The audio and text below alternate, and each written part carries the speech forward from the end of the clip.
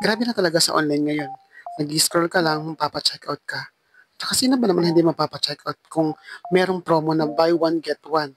Aminin nyo, mahilig din kayong bumili na may mga free item tulad ko. At dahil excited na ako makita at buksan itong item na binili ko, halika samahan nyo ako masorpresa. Bale, ito nga pala yung in-order ko sa online, itong rice cooker ng Maymite. Hindi lang rice cooker ang dumating dahil meron siyang free item na hotpot. Ito na nga pala yung rice cooker at talagang, huy, na talaga to sobrang ganda. Tingnan mo ng kulay cream.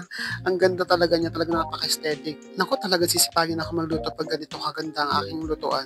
Paniguradong mababawasan ang pagkain ko sa labas ito dahil dito na lang siguro ako sa rice cooker ko magluluto ng lahat ng gusto kong kainin.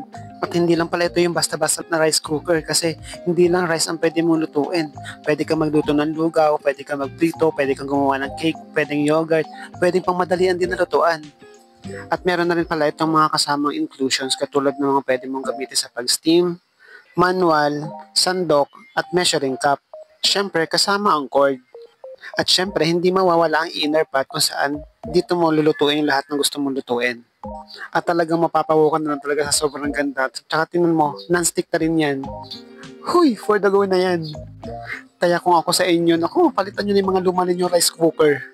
At kung price na lang din ang pag-uusapan, naku, ito talaga marirecommend ko sa inyo dahil napakamura nito at afford ninyo dahil 959 na lang siya ngayon. Hindi ka nalugi niya sa lagay na price na yan. Kasi tinan mo naman, napakaganda ng inyong rice cooker tapos meron pang free item. 'Di ba? Kaya for the go na yan. Hindi ko na nga napigilan yung sarili ko at ito na nga, trinay ko nang gamitin yung aking rice cooker. Siya nga pala, bago nyo siya gamitin, kailangan nyo muna siyang pakuluan sa tubig para matanggal at malinis yung mga ginamit nila sa paggawa ng rice cooker na to.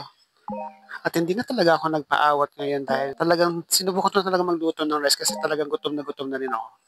Huy, ulam na lang ang kulang.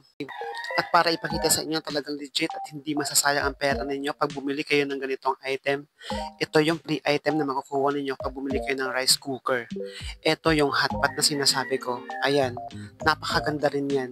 Napakaliit pero napakadaling gamitin.